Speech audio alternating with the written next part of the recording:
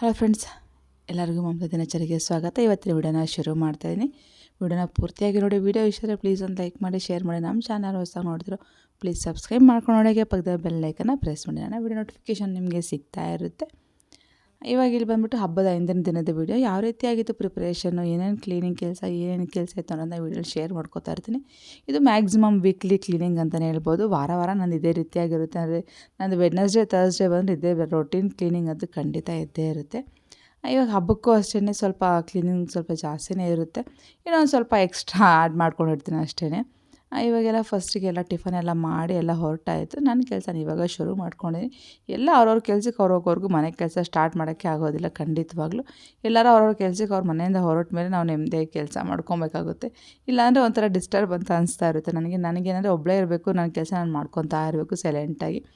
ಇಲ್ಲಾಂದರೆ ಅಷ್ಟೊಂದು ಇಷ್ಟ ಆಗೋದಿಲ್ಲ. ಇನ್ನು ಬೇಕಾದ್ರೆ ಫೋನಲ್ಲಿ ಮಾತಾಡ್ಕೊಂಡು ಇಲ್ಲ ಯಾರಾದರೂ ಸಾಂಗ್ಸ್ ಕೇಳಿಕೊಂಡು ನಾನು ಹಬ್ಬ ಕೆಲಸನ ಕಂಟಿನ್ಯೂ ಮಾಡ್ಕೋತಾ ಹೋಗ್ತೀನಿ. ಆದಷ್ಟು ಫೋನ್ ಮಾತಾಡ್ತಾ ಇರ್ತೀನಿ ಮ್ಯಾಕ್ಸಿಮಮ್ಮು. ಇಲ್ಲಾಂದರೆ ಏನಾದ್ರು ಸಾಂಗ್ಸ್ ಏನಾದ್ರು ಹಾಕ್ಕೊಂಡಿಲ್ಲ ಟಿ ವಿ ಯಾರು ಸೌಂಡ್ ಇಟ್ಕೊಂಡು ನಾನು ನಮ್ಮ ಕೆಲಸ ಮಾಡ್ತಾಯಿರ್ತೀನಿ. ನನಗೆ ಸೌಂಡ್ ಏನಾದ್ರು ಒಂದು ಇರಲೇಬೇಕು ಮನೆಯಲ್ಲಿ. ಇಲ್ಲಾಂದರೆ ಒಂಥರ ನನಗೆ ಮನೆ ಏನೋ ಒಂಥರ ಖಾಲಿ ಅಂತ ಅನ್ನಿಸ್ತಾ ಇರುತ್ತೆ. ಹಾಗಾಗಿ ಏನಾದರೂ ಒಂದು ಸೌಂಡ್ ಇಟ್ಕೊಂಡು ನಾನು ಕೆಲಸನ ಮಾಡ್ಕೊತಾ ಇರ್ತೀನಿ. ಫಸ್ಟಿಗೆಲ್ಲ ಬೆಡ್ ಕವರ್ಸ್ನ ಫಸ್ಟೆಲ್ಲ ಚೇಂಜ್ ಮಾಡ್ಕೊತಾ ಇದ್ದೀನಿ. ಎಲ್ಲ ಡಸ್ಟಿಂಗ್ ಮಾಡಿಕೊಂಡು ಒಂದು ಕಡೆಯಿಂದ ಮಾಡ್ಕೊಂಡು ಹೋಗ್ಬಿಟ್ರೆ ನನಗೂ ಈಸಿಯಾಗಿರುತ್ತೆ ಕ್ಲೀನಿಂಗ್ ಮಾಡೋಕ್ಕೂ. ಅದು ಇದು ಅಂತ ಅನಿಸೋದಿಲ್ಲ. ಎಲ್ಲ ಹೊರಡ್ತಾ ಇದ್ದಂಗೆ ಫಸ್ಟ್ ಪ್ಲ್ಯಾನಿಂಗ್ ಮಾಡ್ಕೊಂಡಿರ್ತೀನಿ ಯಾವ ಕೆಲಸ ಆದಮೇಲೆ ಯಾವ ಕೆಲಸ ಮಾಡಬೇಕು ಅಂತ ಹೇಳ್ಬಿಟ್ಟು. ಯಾಕಂದರೆ ಎಲ್ಲ ಮಿಕ್ಸ್ ಆಗಿಬಿಟ್ರೆ ಯಾವ ಕೆಲಸನೂ ಫುಲ್ಲಾಗಿ ಆಗೋದಿಲ್ಲ. ಒಂದು ಕಡೆಯಿಂದ ಕ್ಲೀನಾಗಿ ಮಾಡ್ಕೊಂಬಂದಾಗ ಮಾತ್ರ ನೀಟಾಗಿ ಕಾಣಿಸುತ್ತೆ. ಇವಾಗ ಫಸ್ಟ್ ಮೇಲೆ ಎಲ್ಲ ರೂಮುಗಳಿಗೆ ಬೆಡ್ ಕವರ್ಸು ಪಿಲ್ಲೋ ಕವರ್ಸ್ ಎಲ್ಲ ಚೇಂಜ್ ಮಾಡ್ಕೋತಾ ಇದ್ದೀನಿ. ಇನ್ನು ಬ್ಲ್ಯಾಂಕೆಟ್ಸ್ ಎಲ್ಲ ಹೋಗ್ಲೂ ಇಲ್ಲ. ಯಾಕಂದರೆ ಇನ್ನು ಮಂಜು ಬೇರೆ ಇದೆ, ಮಳೆ ಇದೆ, ಒಣಗ್ತಾ ಇರಲಿಲ್ಲ ಸ್ವಲ್ಪ. ಹಾಗಾಗಿ ನಾನು ಬ್ಲ್ಯಾಂಕೆಟ್ಸ್ ಏನು ಒಗ್ಯಕ್ಕೆ ಹೋಗಲಿಲ್ಲ. ಮೋಡ ಎಲ್ಲ ಮುಚ್ಕೊಂಡಿದ್ದಾಗ ಬ್ಲ್ಯಾಂಕೆಟ್ಸ್ ವಾಶ್ ಮಾಡಿದ್ರೆ ಅದು ಕ್ಲೀನಾಗಿ ಒಣಗೋದಿಲ್ಲ, ಒಂಥರ ಸ್ಮೆಲ್ ಬಂದಂಗೆ ಆಗಿಬಿಡುತ್ತೆ. ಅದಕ್ಕಾಗಿ ಹೆಂಗಿದ್ರು ಇನ್ನು ಸ್ವಲ್ಪ ದಿನದಲ್ಲಿ ಫುಲ್ಲಾಗಿ ಬಿಸಿಲು ಬರುತ್ತಲ್ವ ಆವಾಗ ಒಗ್ಯೋಣ ಅಂತ ಹೇಳ್ಬಿಟ್ಟು ಬ್ಲ್ಯಾಂಕೆಟ್ಸ್ ಏನು ವಾಶ್ಗೆ ಹಾಕಿಲ್ಲ. ಬೆಡ್ ಕವರ್ಸು ಪಿಲ್ಲೋ ಕವರ್ಸ್ ಎಲ್ಲ ತೆಗೆದು ಚೇಂಜ್ ಮಾಡ್ಕೊಂಡಿದ್ದೈತೆಲ್ಲ ಮೇಲೆ ಇರೋವಂಥ 3 ರೂಮ್ಗೂ ಫಸ್ಟ್ಗೆ ಬ್ಲ್ಯಾಂಕೆಟ್ಸು ಬೆಡ್ ಕವರ್ಸ್ ಎಲ್ಲ ಖಾಲಿ ಮಾಡ್ಕೊಂಡು ಚೇಂಜ್ ಮಾಡಿಕೊಂಡೆ. ಅದಾದಮೇಲೆ ಮೇಲಿಂದ ಕ್ಲೀನಾಗಿ ಕಸ ಗುಡಿಸ್ಕೊಂಡು ಹೋಗ್ತೀನಿ. ಫಸ್ಟಿಗೆ ಮೇಲಿಂದನೇ ಕೆಲಸ ಶುರು ಮಾಡ್ತೀನಿ. ಯಾಕಂದರೆ ಕೆಳಗಡೆ ಸ್ವಲ್ಪ ಮೇಲೆ ಸ್ವಲ್ಪ ಮಾಡೋಕ್ಕೆ ಇಷ್ಟ ಆಗೋಲ್ಲ. ಅದಕ್ಕೆ ಮುಂಚೆನೇ ನಾನು ಕಿಚನೆಲ್ಲ ಕ್ಲೀನ್ ಮಾಡಿ ಪಾತ್ರೆ ಎಲ್ಲ ವಾಶ್ ಮಾಡಿ ಟಿಫನ್ ಮಾಡ್ತಾಯಿದ್ದಂಗೆ ಒಂದು ಕಡೆ ಕಿಚನೆಲ್ಲ ಕ್ಲೀನ್ ಮಾಡಿಕೊಂಡು ಕಿಚನ್ನ ರೆಡಿ ಮಾಡ್ಕೊಂಬಿಟ್ಟಿದ್ದೆ. ಯಾಕಂದರೆ ಪದೇ ಹೋಗಿ ಅದು ಇದು ಮಾಡೋಕ್ಕಾಗೋದಿಲ್ಲ, ಹತ್ತೋದಕ್ಕೆ ಇಳೋದಕ್ಕೆ. ಒಂದು ಸಾರಿ ಮೇಲೆ ಬಂದಾಗ ಕ್ಲೀನಾಗಿ ಅದನ್ನೆಲ್ಲ ಒದರಿಸಿ ಕ್ಲೀನಾಗಿ ಕಸ ಎಲ್ಲ ಗುಡಿಸ್ಕೊಂಡು ಮತ್ತೆ ಕೆಳಗಡೆ ಹೋಗ್ತೀನಿ. ಮತ್ತು ಒರೆಸ್ಬೇಕಾದ್ರೆ ಇನ್ನೊಂದು ಟೈಮ್ ಬರ್ತೀನಿ. ಪದೇ ಕೆಳಗೆ ಮೇಲೆ ತಿರುಗ್ತಾ ಇದ್ದರೆ ಕೆಲಸ ಆಗೋದಿಲ್ಲ, ಬರೀ ತಿರುಗೋದೊಂದೇ ಆಗ್ತಾ ಇರುತ್ತೆ.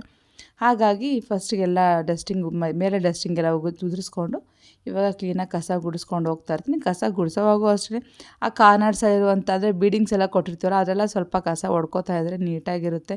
ಇಲ್ಲಾಂದರೆ ಆ ಬೀಡಿಂಗ್ಸ್ ಮೇಲೆಲ್ಲ ಕಸ ಕುತ್ಕೊಂಡು ಅದೊಂಥರ ಗಲೀಜಾಗಿ ಕಾಣಿಸ್ತಾ ಇರುತ್ತೆ. ಯಾವಾಗಲೂ ರೆಗ್ಯುಲರಾಗಿ ಅಲ್ದಿದ್ರು ಒಂದು ವಾರಕ್ಕೆ 1 ಸಾರಿ 2 ಸಾರಿ ಆ ರೀತಿ ಪಕ್ಕದಲ್ಲಿರುವಂಥ ಬೀಡಿಂಗ್ಸು, ಅಂದರೆ ನಾವು ಗ್ರಾನೈಟೆಲ್ಲ ಬೀಡಿಂಗ್ ಕೊಟ್ಟಿರ್ತೀವಲ್ಲ ಸೈಡಲ್ಲಿ ಅಲ್ಲಿ ಚಿಕ್ಕ ಪುಟ್ಟ ವಿಂಡೋಸು ಆ ರೀತಿಯಾಗಿ ಅಲ್ಲೆಲ್ಲ ಧೂಳು ಉದುರಿಸ್ಕೊಂತಾರೆ. ಸ್ವಲ್ಪ ಧೂಳು ಅನ್ನೋದು ಕಡಿಮೆ ಇರುತ್ತೆ. ನಮಗಂತೂ ಇವಾಗ ಕನ್ಸ್ಟ್ರಕ್ಷನ್ ಆಗಿರೋದ್ರಿಂದ ಸುತ್ತಮುತ್ತ ಎಲ್ಲ ತುಂಬಾ ಡಸ್ಟ್ ಇರುತ್ತೆ. ಹಾಗಾಗಿ ಆವಾಗವಾಗ ಕ್ಲೀನ್ ಮಾಡ್ತಾನೆ ಇರಬೇಕು, ಇಲ್ಲಾಂದರೆ ಡಸ್ಟ್ ಅಲರ್ಜಿ ಆಗುತ್ತೆ. ನನಗೆ ಮೊದಲೇ ಡಸ್ಟ್ ಸ್ವಲ್ಪ ಅಲರ್ಜಿ ಇದೆ. ಅದು ತುಂಬಾ ಅಂದರೆ ಏನಾಗ್ಬಿಡುತ್ತೆ ಒಂಥರ ನೆಗಡಿ ಥರ ಶುರುವಾಗ್ಬಿಡುತ್ತೆ, ಕಾಫ್ ಕಟ್ಕೊಂಡಂಗೆ ಆಗಿಬಿಡುತ್ತೆ.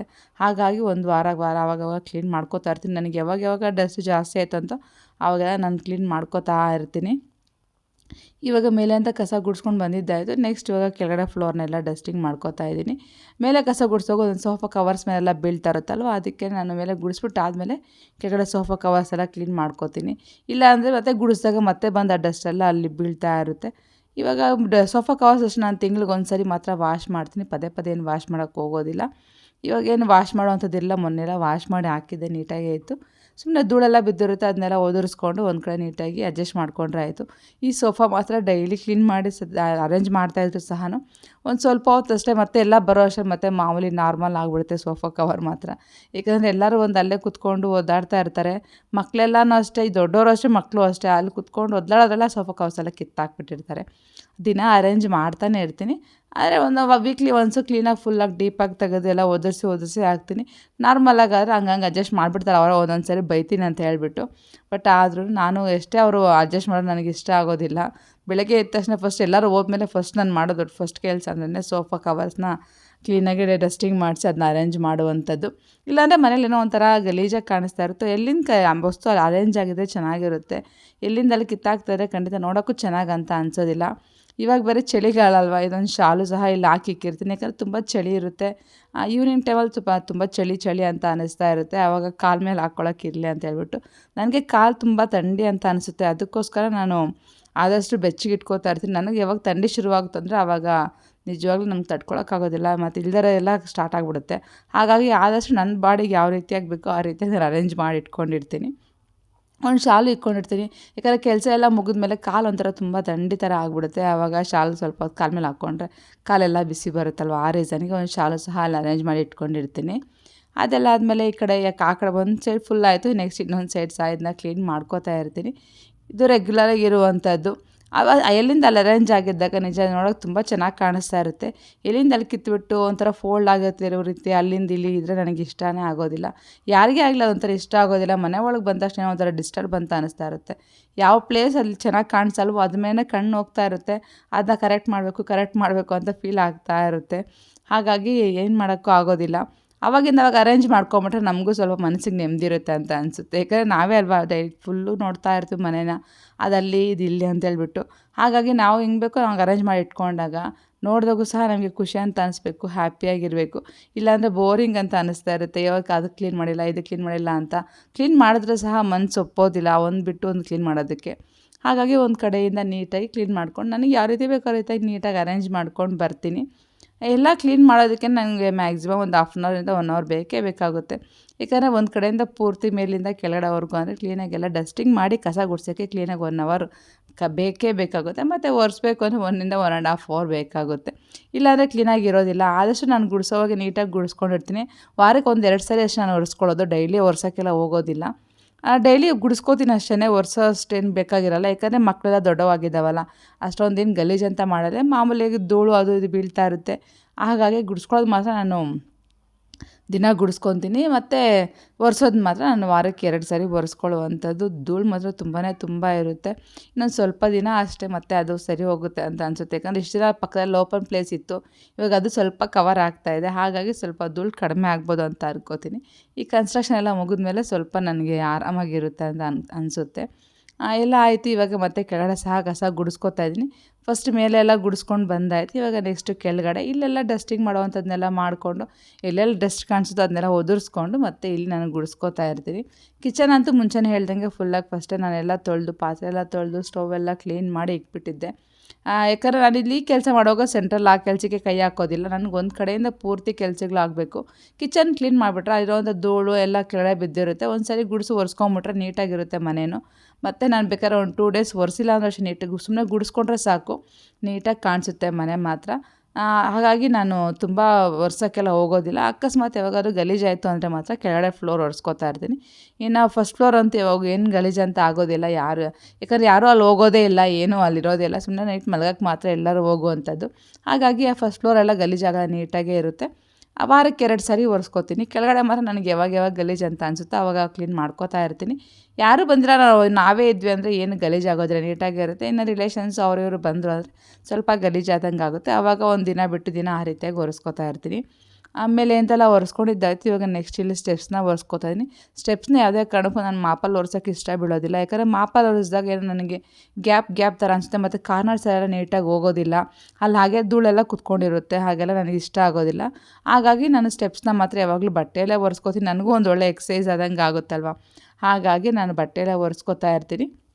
ಇನ್ನು ಮನೆ ಎಲ್ಲ ಪೂರ್ತಿಯಾಗಿ ಮಾಮೂಲಿಯಾಗಿ ಮಾಪಲ್ಲೇ ಹಾಕಿ ಒರೆಸ್ಕೊತಾ ಇರ್ತೀನಿ. ಸೋಫಾ ಕೆಳಗಿರ್ಬೋದು ಎಲ್ಲ ಪ್ರತಿಯೊಂದು ನೀಟಾಗಿ ಒರೆಸ್ಕೊಂಡಾಗ ನಾವು ಸೋಫಾಸ್ ಎಳ್ದಾಗೂ ಅಷ್ಟೇ, ಅದು ಆಚೆ ತೆಗ್ದಾಗ ಅಷ್ಟೊಂದು ಧೂಳು ಗಲೀಜು ಅಂತ ಕಾಣಿಸೋದಿಲ್ಲ. ನಾವು ಯಾವಾಗ ಎಲ್ಲಿಂದ ಬಿಟ್ಟು ಅಲ್ಲಿ ಒರೆಸ್ಕೊಂಡು ಗುಡಿಸ್ಕೊಂಡು ಹೋಗ್ತಾ ಇರ್ತೀವಲ್ಲ, ಅವಾಗ ಎಲ್ಲಿನ ಗಲೀಜು ಅಲ್ಲೇ ಇರುತ್ತೆ. ಹಾಗಾಗಿ ಅವಾಗಿಂದ ಅವಾಗ ಸ್ವಲ್ಪ ಒಂದೊಂದು ದಿನ ಒಂದೊಂದು ಪಾರ್ಟ್ ಅಂತ ಕ್ಲೀನಾಗಿ ತೆಗೆದು ಗುಡಿಸ್ಕೊತಾ ಇದ್ದರೆ ಎಲ್ಲ ಸ್ಪಾಟ್ಸು ಸಹ ನೀಟಾಗಿ ಕ್ಲೀನಾಗಿರುತ್ತೆ. ಅಷ್ಟೊಂದು ಧೂಳು ಸ್ಟೋರ್ ಆಗೋಲ್ಲ ಅಂತ ಅನಿಸುತ್ತೆ. ಹಾಗಾಗಿ ನಾನು ಯಾವಾಗ ಅಂದರೆ ದಿನಾನೂ ಸೋಫಾ ಕೆಳಗೆ ಮಾತ್ರ ಗ್ಯಾರಂಟಿ ನಾನು ಕ್ಲೀನ್ ಮಾಡ್ತಾನೆ ಇರ್ತೀನಿ. ಏಕೆಂದರೆ ಅಲ್ಲಿ ಬಂದೇ ಕೂತ್ಕೊಳ್ಳೋದು, ಮತ್ತು ಅಲ್ಲಿ ಜಿರಳೆಗಳು ಇರುವೆಗಳು ಎಲ್ಲ ಸೇರ್ಕೊಂಡ್ಬಿಡ್ತವೆ. ಮತ್ತು ಎಲ್ಲ ಎಳೆದು ಕ್ಲೀನ್ ಮಾಡೋಕ್ಕೆ ನಮಗೆ ಕಷ್ಟ ಆಗುತ್ತಲ್ವ. ಅದ್ರ ಬದಲಿಗೆ ಆವಾಗಿಂದ ಅವಾಗ ಕ್ಲೀನ್ ಮಾಡ್ಕೊಂಬಿಟ್ರೆ ಅಷ್ಟೊಂದು ಹಿಂಸೆ ಅಂತ ಅನ್ಸೋದಿಲ್ಲ. ಸ್ವಲ್ಪ ಕೆಲಸನೂ ಸ್ವಲ್ಪ ಕಡಿಮೆ ಆಗುತ್ತೆ ಅಂತಲೇ ಹೇಳ್ಬೋದು. ಫೈನಲಾಗಿ ಮನೆಯೆಲ್ಲ ಕ್ಲೀನಿಂಗ್ ಅಂತೂ ಫಿನಿಶ್ ಆಯಿತು. ನೋಡೋಕ್ಕೂ ಸಹ ಒಂಥರ ಖುಷಿ ಅಂತ ಅನಿಸುತ್ತೆ. ಮನೆಯೆಲ್ಲ ಕ್ಲೀನಾಗಿ ಕಸ ಹೊಡೆದು ಮಾಪ್ ಮಾಡಿಬಿಟ್ರೆ ನಿಜ ನೋಡೋಕ್ಕೆ ತುಂಬ ಚೆನ್ನಾಗಿ ಅಂತ ಅನಿಸುತ್ತೆ. ನೋಡೋಕ್ಕೆ ಖುಷಿ ಆಗುತ್ತೆ. ಎಲ್ಲ ಅರೇಂಜ್ ಮಾಡಿ ಇಕ್ಕಿದ್ದೀನಿ. ಸ್ವಲ್ಪ ಹೊತ್ತು ಅಷ್ಟೇ, ಮತ್ತೆ ಮಕ್ಕಳೆಲ್ಲ ಯಾರನ್ನ ಬರೋ ಅಷ್ಟರಲ್ಲಿ ಮತ್ತೆ ನಾರ್ಮಲ್ ಆಗಿಬಿಟ್ಟಿರುತ್ತೆ ಅದೆಲ್ಲನೂ. ನಾನು ಎಷ್ಟೇ ಆಸೆ ಬಿದ್ದರೂ ಅದೇ ರೀತಿಯಾಗಿ ಇರಬೇಕು ಅಂತ ಅರೇಂಜಾಗಿ ಇರೋದಿಲ್ಲ. ಅದು ಹೇಗಿದ್ರು ಮಾಮೂಲಿಯಾಗಿ ಮತ್ತೆ ನಾಳೆ ಬೆಳಗ್ಗೆ ಅರೇಂಜ್ ಮಾಡಲೇಬೇಕಾಗುತ್ತೆ. ಅದು ನೋಡ್ತಾ ಇರ್ಬೋದು, ಸ್ಟವೆಲ್ಲ ಆಲ್ರೆಡಿ ಕ್ಲೀನ್ ಮಾಡಿದ್ದೀನಿ. ವೀಕ್ಲಿ ಒನ್ಸ್ ಡೀಪ್ ಕ್ಲೀನ್ ಮಾಡ್ಕೊತೀನಿ. ರೆಗ್ಯುಲರಾಗಿ ಮಾಮೂಲಿಯಾಗಿ ಒರೆಸ್ಕೊತಾ ಇರ್ತೀನಿ. ಬಟ್ ವೀಕ್ಲಿ ಒನ್ಸ್ ಸ್ಟವೆಲ್ಲ ತೆಗೆದು ಕೆಳಗೆ ಮೇಲೆಲ್ಲ ನೀಟಾಗಿ ಡೀಪ್ ಕ್ಲೀನ್ ಮಾಡ್ಕೊಂಡಿರ್ತೀನಿ. ತುಂಬ ಚೆನ್ನಾಗಿರುತ್ತೆ. ಇಲ್ಲಾಂದರೆ ನಾವು ಹೆಂಗಂದ್ರೆ ಹಂಗೆ ಬಿಟ್ಬಿಟ್ಟು ಅಂದ್ಕೊಳ್ಳಿ, ಆ ಸ್ಟವ್ ಸಹ ಹಾಳಾಗುತ್ತೆ. ಬೇಗನೆ ಅದು ಸಹ ರಿಪೇರಿ ಎಲ್ಲ ಬರೋಂಥ ಚಾನ್ಸಸ್ ಇರುತ್ತೆ. ಹಾಗಾಗಿ ಆವಾಗಿಂದ ಕ್ಲೀನ್ ಮಾಡ್ಕೋತಾ ಇದ್ದರೆ ಅವು ಸಹ ತುಂಬ ದಿನ ಬಾಳಿಕೆ ಬರುತ್ತೆ ಅಂತಲೇ ಹೇಳ್ಬೋದು. ಇವಾಗ ಫೈನಲಾಗಿ ಸ್ಟವ್ ಕ್ಲೀನಿಂಗ್ ಆಗಿದೆ. ನೆಕ್ಸ್ಟ್ ಸ್ನಾನ ಎಲ್ಲ ಮಾಡಿಕೊಂಡು ಫ್ರೆಶ್ ಅಪ್ ಎಲ್ಲ ಆಗಿ ಸ್ವಲ್ಪ ಇವಾಗ ನೆಕ್ಸ್ಟ್ ಬಂದು ಪೂಜಾ ರೂಮ್ನ ಕ್ಲೀನಿಂಗ್ ಶುರು ಮಾಡ್ಕೊಂಡಿದ್ದೀನಿ. ಪೂಜಾ ರೂಮ್ ನೋಡ್ತಾ ಇರ್ಬೋದು ಯಾವ ರೀತಿ ಆಗಿದೆ ಅಂದ್ಬಿಟ್ಟು. ನಮ್ಮ ಮನೇಲೆಲ್ಲ ಊದುಬತ್ತಿ ತುಂಬ ಎಲ್ಲರೂ ಅಂಟಿಸ್ತಾನೆ ಇರ್ತೀವಿ. ಹಾಗಾಗಿ ತುಂಬಾ ಹೊಗೆ. ಒಂದು ತಿಂಗ್ಳಿಗೆ ಒಂದು ಸರಿ ಕ್ಲೀನ್ ಮಾಡಲಿಲ್ಲ ಅಂದರೆ ನಿಜವಾಗ್ಲೂ ನಮ್ಮ ಟೈಲ್ಸ್ ನೋಡೋಕ್ಕೆ ಆಗೋದಿಲ್ಲ. ನಾನು ಅದಕ್ಕೆ ವೈಟ್ ಟೈಲ್ಸ್ನ ಪ್ರಿಫರ್ ಮಾಡಿದ್ದು. ವೈಟ್ ಟೈಲ್ಸ್ ಆದರೆ ಗೊತ್ತಾಗುತ್ತೆ ಎಲ್ಲಿ ಗಲೀಜಿದೆ ಎಲ್ಲಿಲ್ಲ ಅಂತ ಹೇಳ್ಬಿಟ್ಟು ನೀಟಾಗಿ ಒರೆಸ್ಕೊಬೋದು. ಇನ್ನು ಡಿಸೈನ್ ಟೈಲ್ಸ್ ಆಗಲಿ ಇಲ್ಲ ಕಲರ್ ಟೈಲ್ಸ್ ಆಗಲಿ ಹಾಕ್ಬಿಟ್ಟಾಗ ಏನಾಗುತ್ತೆ ಅಂದರೆ ಗೊತ್ತಾಗೋದಿಲ್ಲ ಎಲ್ಲಿ ಗಲೀಜಿದೆ ಎಲ್ಲಿಲ್ಲ ಅಂತ ಹೇಳ್ಬಿಟ್ಟು. ನೀಟಾಗಿ ಒರೆಸೋಕ್ಕೂ ಅದು ಆಗೋದಿಲ್ಲ. ಯಾಕಂದರೆ ಅರ್ಜೆಂಟ್ ಒರೆಸ್ತಾ ಇರ್ತೀವಲ್ಲ, ಒಂದೊಂದು ಸಾರಿ ಮಿಸ್ ಆಗಿಬಿಡುತ್ತೆ. ಅದಕ್ಕಾಗಿ ನಾನು ವೈಟ್ ಟೈಲ್ಸ್ನ ತುಂಬ ಪ್ರಿಫರ್ ಮಾಡಿ ನನಗೆ ವೈಟ್ ಟೈಲ್ಸೇ ಬೇಕು ಅಂತ ಹಾಕಿಸ್ಕೊಂಡೆ. ಹಾಕೋವಾಗ ಎಲ್ಲರೂ ಹೇಳಿದ್ರು ಬೇಡ ವೈಟು ಮೇಂಟೈನ್ ಮಾಡೋಕ್ಕಾಗಲ್ಲ ತುಂಬ ಅಂತ ಹೇಳ್ಬಿಟ್ಟು. ಬಟ್ ಏನಾಗುತ್ತೆ, ನಾನು ಆಲ್ರೆಡಿ ಒಂಥರ ಶೇಡ್ ಆಗಿರೋವಂಥದ್ದು ಕಲರ್ ಟೈಲ್ಸ್ ಎಲ್ಲ ಉಪಯೋಗಿಸಿ ನೋಡಿದ್ದೆ. ಆ ಥರದ್ರಲ್ಲಿ ಏನಾಗುತ್ತೆ ಅಂದರೆ ಗೊತ್ತಾಗೋದಿಲ್ಲ ಎಲ್ಲೆಲ್ಲಿ ಧೂಳಿದೆ ಎಲ್ಲಿ ಧೂಳಿಲ್ಲ ಅಂತ ಹೇಳ್ಬಿಟ್ಟು. ಬಟ್ ಈ ವೈಟ್ ಟೈಲ್ಸ್ ಇದ್ದಾಗ ನೀಟಾಗಿ ಗೊತ್ತಾಗುತ್ತೆ ನಮಗೆ ಎಲ್ಲಿ ಡಸ್ಟ್ ಕೂತ್ಕೊಂಡಿದೆ ಎಲ್ಲಿ ಕೂತ್ಕೊಂಡಿಲ್ಲ ಅಂತ ಹೇಳ್ಬಿಟ್ಟು. ಆವಾಗ ಒಂದು ಸರಿ ಅಲ್ಲ ಒಂದೆರಡು ಸರಿ ನೀಟಾಗಿ ಒರೆಸ್ಕೊಂಡ್ರೆ ಕ್ಲೀನಾಗಿ ಆಗುತ್ತೆ. ಇಲ್ಲಿ ಯಾವುದೋ ಒಂದು ಲಿಕ್ವಿಡ್ನ ಸ್ಪ್ರೇ ಮಾಡ್ಕೊಂಡಿದ್ದೀನಿ. ಸ್ಪ್ರೇ ಮಾಡಿಬಿಟ್ಟು ಎಲ್ಲ ನೀಟಾಗಿ ಒಂದು ಕಡೆಯಿಂದ ಒರೆಸ್ಕೋತಾ ಇದ್ದೀನಿ. ಯಾಕಂದರೆ ಊದುಬತ್ತಿ ಎಲ್ಲ ತುಂಬಾ ಉರಿಸ್ತೀವಿ ಮನೇಲಿ, ಎಲ್ಲರೂ ಉರಿಸ್ತೀವಿ. ಅಂದರೆ ನಮ್ಮ ಮನೇಲಿ ನಾವು 3 ಜನನೂ ಪೂಜೆ ಮಾಡ್ತೀವಿ. ರೆಗ್ಯುಲರಾಗಿ ಡೈಲಿ ಪೂಜೆ ಮಾಡ್ತಾ ಇರ್ತೀವಿ. ಹಾಗಾಗಿ ಸ್ವಲ್ಪ ಹೊಗೆ ಜಾಸ್ತಿನೇ ಇರುತ್ತೆ.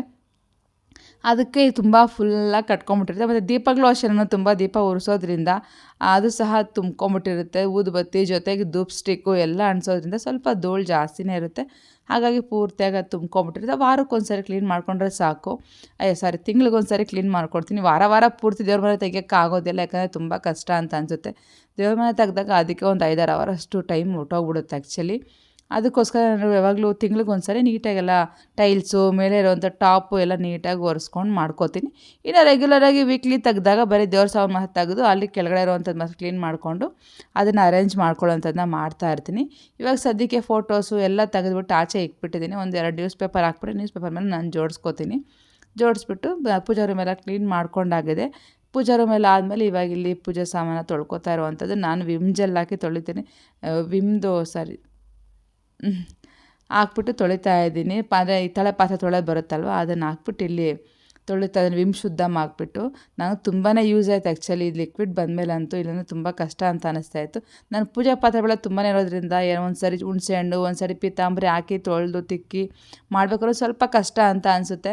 ಬಟ್ ಇದು ವಿಮ್ ಶುದ್ಧಮ್ ಬಂದಿರೋದ್ರಿಂದ ನನಗೆ ಅಷ್ಟೊಂದು ಕಷ್ಟ ಅಂತ ಅನಿಸೋದಿಲ್ಲ. ಆರಾಮಾಗಿ ಒಂದು ಸರಿ ಎಲ್ಲ ಸ್ಪ್ರೇ ಮಾಡಿ ಅದನ್ನೆಲ್ಲ ನೀಟಾಗಿ ಒಜ್ಜಿ ಬಿಟ್ಬಿಡ್ತೀನಿ. ಮತ್ತು ಇನ್ನೊಂದು ಸರಿ ಎಲ್ಲ ಉಜ್ಕೊಂಡು ಹಂಗೆ ತೊಳ್ಕೊಂಬಿಡ್ತೀನಿ. ಈಸಿಯಾಗಿ ಆಗಿಬಿಡುತ್ತೆ.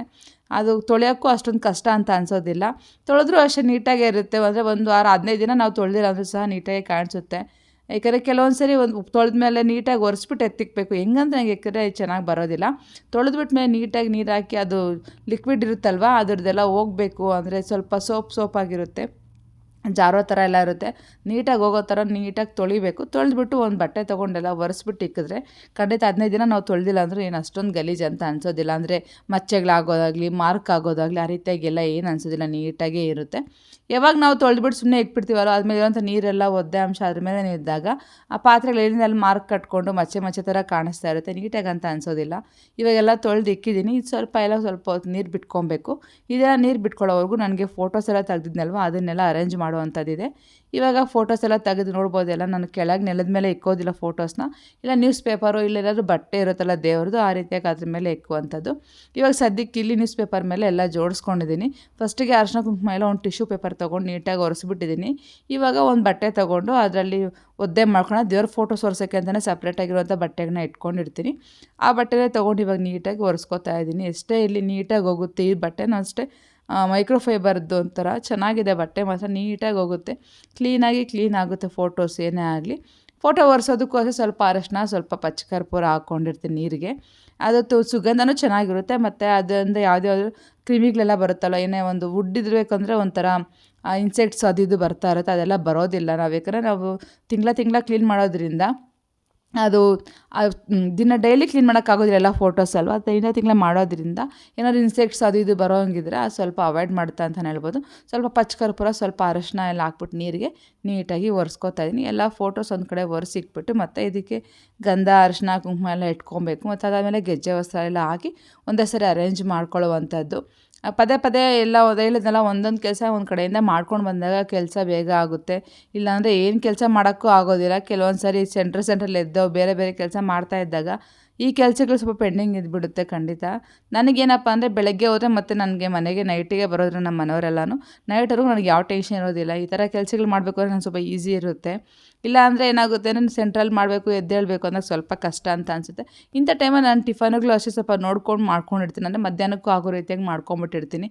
ಮತ್ತೆ ಎದ್ದು ಟಿಫನ್ ಮಾಡಬೇಕಪ್ಪ ಅಡುಗೆ ಮಾಡಬೇಕಪ್ಪ ಅಂತ ಟೆನ್ಷನ್ ಇಟ್ಕೊಳ್ಳೋದಿಲ್ಲ. ಬೆಳಗ್ಗೆ ಏನು ಮಾಡಿದ್ರೆ ಅದನ್ನ ಮಧ್ಯಾಹ್ನ ತಿನ್ಕೊಂಬಿಡ್ತೀವಿ. ಮತ್ತು ನೈಟ್ ಬೇಕಾದ್ರೆ ಏನಾದ್ರು ಪ್ರಿಪೇರ್ ಮಾಡ್ಕೊಳ್ಳೋಣ ಅಂತ ಹೇಳ್ಬಿಟ್ಟು ಪ್ಲ್ಯಾನ್ ಮಾಡ್ಕೊಂಡು ಇಟ್ಟಿರ್ತೀನಿ. ಯಾಕಂದರೆ ಇವೇ ಕೆಲಸ ಸರಿ ಹೋಗ್ಬಿಡುತ್ತೆ. ಮತ್ತು ಸೆಂಟ್ರಲ್ ಅಡುಗೆ ಮನೆಗೆ ಹೋಗು, ಅದನ್ನು ಮಾಡು ಇದನ್ನು ಮಾಡು ಅಂದಾಗ ಸ್ವಲ್ಪ ಡಿಸ್ಟರ್ಬ್ ಅಂತ ಅನಿಸುತ್ತೆ ನಮಗೂ ಮಾಡೋಕೆ. ಯಾಕಂದರೆ ಈ ಕಡೆ ಕೆಲಸದ ಮೇಲೆ ಇರೋವಂಥ ಜ್ಞಾನ ಆ ಕಡೆ ಅಡುಗೆ ಮೇಲೆ ಬರೋದಿಲ್ಲ. ಅವಾಗ ಅಯ್ಯಪ್ಪ ಆ ಕೆಲಸ ಆಗಿಲ್ಲ ಈ ಕೆಲಸ ಆಗಿಲ್ಲ ಅಂತ ಅಂದ್ಕೊಂಡೇ ಇರ್ತೀವಲ್ವ.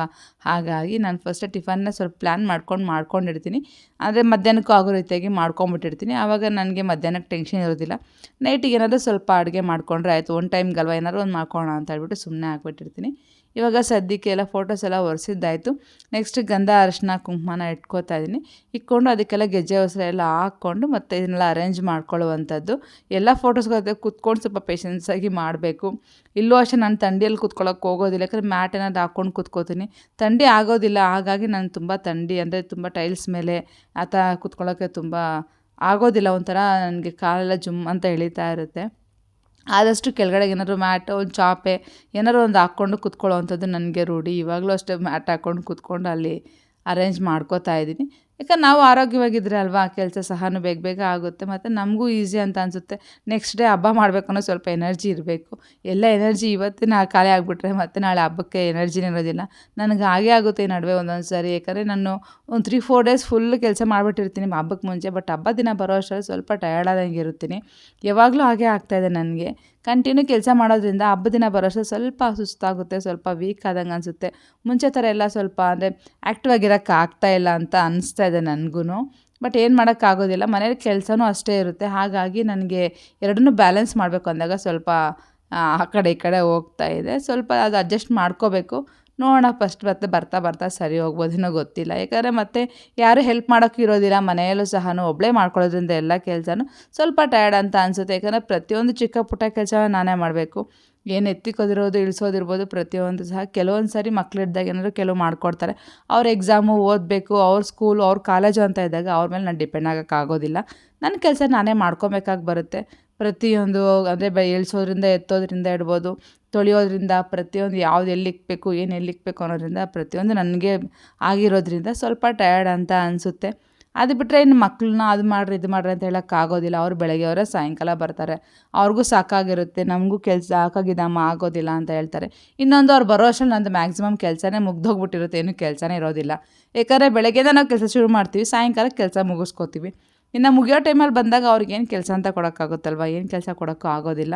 ನನ್ನ ಕೆಲಸನೇ ಮುಗಿಸ್ಕೊಂಬಿಟ್ಟಿರ್ತೀನಿ. ಹಾಗಾಗಿ ಎಲ್ಲ ಒಬ್ಬಳೇ ಮಾಡಿದ್ರೆ ಸ್ವಲ್ಪ ಟಯರ್ಡ್ ಅಂತ ಅನಿಸುತ್ತೆ ನನಗೆ. ಈ ನಡುವೆ ಹಾಗೆ ಆಗಿರೋ, ಅದಕ್ಕೆ ನಾನು ಯಾವಾಗೂ ಕೆಲವೊಂದು ವೀಡಿಯೋಸಲ್ಲಿ ತುಂಬ ಡಲ್ಲಾಗಿರುತ್ತೆ. ಯಾಕಂದರೆ ಮೇನ್ ಅದೇ ಪ್ರಾಬ್ಲಮ್ ಆಗೋದು. 3-4 ಡೇಸ್ ಕಂಟಿನ್ಯೂ ಕೆಲಸ ಮಾಡಿರ್ತೀನಿ, ರೆಸ್ಟ್ ಇರೋದಿಲ್ಲ.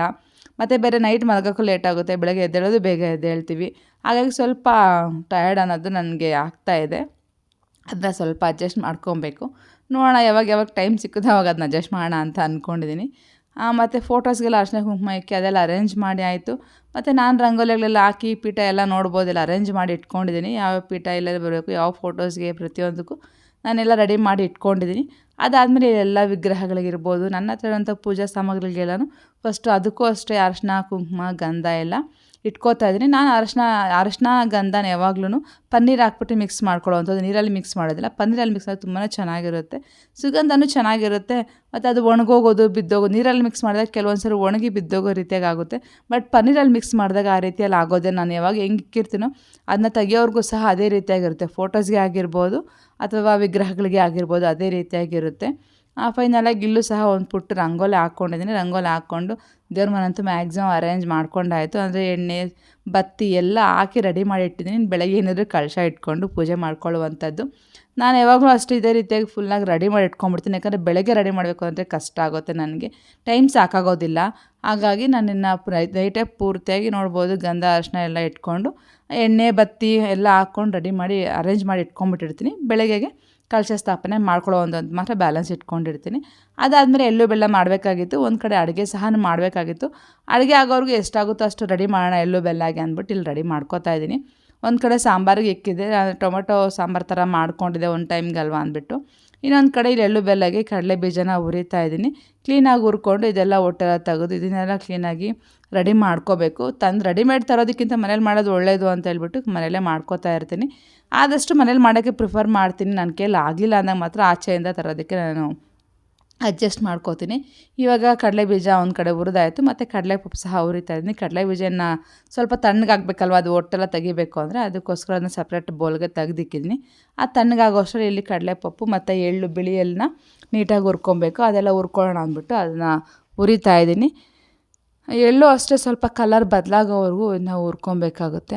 ಅಂದರೆ ಸ್ವಲ್ಪ ಕಲರ್ ಚೇಂಜ್ ಆಗುತ್ತೆ. ನಮ್ಮ ಮನೇಲಿ ತಿನ್ನೋದಕ್ಕಿಂತ ಹಂಚೋದೇ ಜಾಸ್ತಿ. ಯಾಕೆ ನಮ್ಮಲ್ಲಿ ಯಾರೂ ತಿನ್ನೋದಿಲ್ಲ, ಯಾರಿಗೂ ಇಷ್ಟ ಆಗೋದಿಲ್ಲ. ಸುಮ್ಮನೆ ಹಬ್ಬದ ದಿನ ಮತ್ತು ಶಾಸ್ತ್ರಕ್ಕೆ ಅಂತ ತಿಂತಾರೆ, ಅಷ್ಟು ಬಿಟ್ಟರೆ ತುಂಬ ಯಾರು ಇಷ್ಟ ಬಿದ್ದು ತಿನ್ನೋದಿಲ್ಲ. ಹಾಗಾಗಿ ಸ್ವಲ್ಪ ಅಂದರೆ ಹುಡುಗರೆಲ್ಲ ಅಂಗಡಿ ಹುಡುಗರೆಲ್ಲ ಇರ್ತಾರಲ್ವ, ಅವ್ರಿಗೆಲ್ಲ ಸೇರಿ ಮಾಡೋಣ ಅಂತೇಳ್ಬಿಟ್ಟು ಮಾಡ್ತಾಯಿದ್ದೀನಿ. ಹಂಚಬೇಕಲ್ವ, ಯಾರಿಗಾದ್ರೂ ಹಂಚಲೇಬೇಕು. ಬಟ್ ಆದರೆ ಅಂಗಡಿ ಹುಡುಗರಿಗೆ ಹಂಚೋಣ ಅಂತ ಅಂದ್ಕೊಂಬಿಟ್ಟು ಇಲ್ಲಿ ಅವ್ರಿಗೆ ಮಾಡ್ಕೋತಾ ಇದ್ದೀನಿ. ಕೊನೆಗೆ ಎಲ್ಲ ಕಡಲೆ ಬೀಜ ಎಲ್ಲ ಒಟ್ಟು ತೆಗ್ದಾಯಿತು, ಮತ್ತು ಕಡಲೆಪಪ್ಪನ್ನ ಹುರ್ಕೊಂಡಾಯಿತು. ಕೊಬ್ಬರಿ ಸಹ ಸ್ವಲ್ಪ ನಾನು ಅಡುಗೆ ಮಾಡ್ಬೇಕಾದ್ರೆ ನಮ್ಮ ಚಿರು ಸ್ವಲ್ಪ ಕೊಬ್ಬರಿ ಕಟ್ ಮಾಡಿ ಇಕ್ಕಿದ್ದೆ. ಈ ಸರಿ ಕೊಬ್ಬರಿ ನಮ್ಮ ಚಿರುನೇ ಕಟ್ ಮಾಡಿಕೊಡ್ತೀನಿ ಕೊಡಮ್ಮ ಅಂತ ಹೇಳ್ಬಿಟ್ಟು ಕೊಬ್ಬರಿ ಮತ್ತು ಎಳ್ಳು ಹಾಕಿ ಇಕ್ತಾಯಿದ್ದೀನಿ. ಮತ್ತು ಇನ್ನು ಬೆಲ್ಲ ಎಲ್ಲ ಒಡ್ಕೊಂಡಿರಲಿಲ್ಲ. ಬೆಲ್ಲ ಎಲ್ಲ ಒಡಿ ಅಂದರೆ ಅವ್ನಿಗೆ ಅಷ್ಟು ನೀಟಾಗಿ ಹೊಡ್ಯೋಕ್ಕೆ ಬರಲ್ಲಮ್ಮ ನನಗೆ, ಹೆಂಗಂದ್ರೆ ಹಂಗೆ ಹೊಡೆದ್ಬಿಡ್ತೀನಿ ಅಂದ. ಸರಿ ಆಯಿತು ಬಿಡು, ಮತ್ತು ಬೆಳಗ್ಗೆ ಹೊಡೆದ್ಬಿಟ್ಟು ಹಾಕ್ಕೊತೀನಿ ಅಂತ ಹೇಳ್ಬಿಟ್ಟು ನಾನು ಸುಮ್ಮನೆ ಆಗಿಬಿಟ್ಟೆ. ಮತ್ತು ನೆಕ್ಸ್ಟ್ ಬೆಳಗ್ಗೆ ಕಂಟಿನ್ಯೂ ಮಾಡ್ತೀನಿ ಎಳ್ಳು ಬೆಲ್ಲನ. ಮತ್ತು ಅಷ್ಟರಲ್ಲೇ ಟೈಮ್ ಆಗೋಯಿತು. ಊಟ ಎಲ್ಲ ಮುಗಿಸ್ಕೊಂಡು ಫಸ್ಟ್ ರಂಗೋಲಿ ಹಾಕೋಣ ಅಂತ ಆಚೆ ಬಂದಿದ್ದೀವಿ. ಇವಾಗ ಆಲ್ರೆಡಿ 11 o'clock ಆಗಿತ್ತು. ಯಾಕಂದರೆ ಕೆಲಸಗಳು ಮಾಡ್ತಾಯಿದ್ರೆ ಟೈಮ್ ಹೋಗೋದೇ ಗೊತ್ತಾಗೋದಿಲ್ಲ. ಒಂದೊಂದು ಸರಿ ಎಷ್ಟು ಬೇಗ ಟೈಮ್ ಹೊಟ್ಟೋಗುತ್ತೆ ಅಂದರೆ ನಮ್ಮ ಕಣ್ಣು ಮುಚ್ಚಿ ತೆಗಿಯೋಷ್ಟರಲ್ಲಿ ಡೇ ಪೂರ್ತಿ ಆಗೋಗಿರುತ್ತೆ. ಇವಾಗ ಇಲ್ಲಿ ಸದ್ಯಕ್ಕೆ ರಂಗೋಲಿಗಳನ್ನ ಸಹ ಹಾಕ್ಕೋತಾ ಇದ್ದೀನಿ. ಮನೆ ಮುಂದೆ ಮತ್ತು ತುಳಸಿ ಮುಂದೆ ಮತ್ತು ಮೈನ್ ಡೋರ್ ಮುಂದೆ ಎಲ್ಲ ಹತ್ರ ಒಂದೊಂದು ರಂಗೋಲಿ ಹಾಕ್ಕೊಬೇಕು. ಎಲ್ಲ ರಂಗೋಲಿ ಹಾಕಿ ಕಲರ್ ಹಾಕೋ ಅಷ್ಟರಲ್ಲಿ ಕಡಿಮೆ ಅಂದರೆ ನಮ್ಮದು 1 o'clock ಆಗೋಯ್ತು ಹತ್ರ. ನಾನು ಚಿರು ಇಬ್ಬರೇ ಎದ್ದು ಕ್ಲೀನಾಗಿ ಎಲ್ಲ ಅರೇಂಜ್ ಮಾಡಿ ಮತ್ತೆ ಹೋಗಿ ನಾವು ಮಲಗೋ ಅಷ್ಟರಲ್ಲಿ 1:30 ಆಗೋಗಿತ್ತು ಆ್ಯಕ್ಚುಲಿ ಆವತ್ತು. ದಿನ ಪೂರ್ತಿ ಒಂಥರ ಬ್ಯುಸಿಯಾಗೇ ನಡೀತು ಅಂತಲೇ ಹೇಳ್ಬೋದು. ಒಂದು ಸ್ವಲ್ಪನೂ ಬಿಡುವಿಲ್ದಿರೋದು ಆಗೋಗಿತ್ತು. ಒಂದು 5 ನಿಮಿಷ ಸಹ ಕೂತ್ಕೊಳ್ಳೋಕ್ಕೆ ಆಗಿಲ್ಲ, ಅಷ್ಟೊಂದು ಟಯರ್ಡ್ ಆಗಿಬಿಟ್ಟಿತ್ತು. ಬಟ್ ನಾವು ಅಷ್ಟು ಎಫರ್ಟ್ ಹಾಕಿ ಮಾಡಿದ್ದಕ್ಕೇ ಕೆಲಸ ಪೂರ್ತಿ ಆಯ್ತು, ಇಲ್ಲಾಂದರೆ ಕೆಲಸನೇ ಮುಗೀತಾ ಇರಲಿಲ್ಲ. ಇಲ್ಲಿನ ಕೆಲಸ ಅಲ್ಲೇ ನಿಂತೋಗುತ್ತಲ್ವ. ನನಗೆ ಆ ಥರ ಇಷ್ಟ ಆಗೋದ್ರಿ ಅಂದರೆ ಕೆಲಸ ಅಂದ್ಕೊಂಡ್ರೆ ಅದು ಮುಗಿಯೋವರೆಗೂ ನಂಗೆ ನಿದ್ದೆ ಬರೋದಿಲ್ಲ, ಅದೊಂದು ನನಗಿದೆ. ಹಾಗಾಗಿ ಸ್ವಲ್ಪ ನನ್ನ ಬಾಡಿ ಸ್ಟ್ರೈನ್ ಆದರೂ ಪರವಾಗಿಲ್ಲ, ನನಗೆ ಕೆಲಸ ಮುಗಿಸ್ಬಿಡ್ಬೇಕು. ಅದಕ್ಕೋಸ್ಕರ ಏನೋ ಎಲ್ಲ ಎಫರ್ಟ್ ಹಾಕಿ ಇವತ್ತಿನ ಕೆಲಸ ಸಹ ಮುಗಿಸ್ಕೊಂಡೆ. ವಿಡಿಯೋ ಸಹ ಇಲ್ಲಿಗೆ ಎಂಡ್ ಮಾಡ್ತಾಯಿದ್ದೀನಿ. ವಿಡಿಯೋ ಎಲ್ಲ ಇಷ್ಟ ಆಗಿದೆ ಅಂತ ಅನ್ಕೋತೀನಿ. ಇಷ್ಟ ಆದರೆ ಪ್ಲೀಸ್ ಒಂದು ಲೈಕ್ ಮಾಡಿ, ಶೇರ್ ಮಾಡಿ. ನಮ್ಮ ಚಾನಲ್ ಯಾರು ಹೊಸದಾಗಿ ನೋಡ್ತಾರೆ ಪ್ಲೀಸ್ ಸಬ್ಸ್ಕ್ರೈಬ್ ಮಾಡ್ಕೊಂಡು ನೋಡಿ, ಹಾಗೆ ಪಕ್ಕದ ಬೆಲ್ ಐಕಾನ್ನ ಪ್ರೆಸ್ ಮಾಡಿ. Thank you so much for watching. Take care. Rangoli ಇಷ್ಟ ಆದರೆ ಹಾಗೆ ಒಂದು ಲೈಕ್ ಮಾಡಿ. ಯಾಕಂದರೆ ನಾನು ನೈಟಲ್ಲಿ ತೆಗ್ದಿರೋ ಇದು ರಂಗೋಲಿ ಕ್ಲಿಪ್ಪಿಂಗ್ಸ್. ಮತ್ತು ಡೇಯಲ್ಲಿ ಮತ್ತೆ ನಾನು ಕಂಟಿನ್ಯೂ ಮಾಡ್ತೀನಿ. ನೆಕ್ಸ್ಟ್ ವೀಡಿಯೋಲಿ ಡೇಯಲ್ಲಿ ಹೆಂಗಿತ್ತು ಅನ್ನೋದನ್ನ ತೋರಿಸ್ತೀನಿ. ಆಲ್ರೆಡಿ ಇವಾಗ 1 o'clock ಆಗಿದೆ, ಹೋಗಿ ಮಲ್ಕೋಬೇಕು ನಾನು ಚಿರು ಇಬ್ರೂ.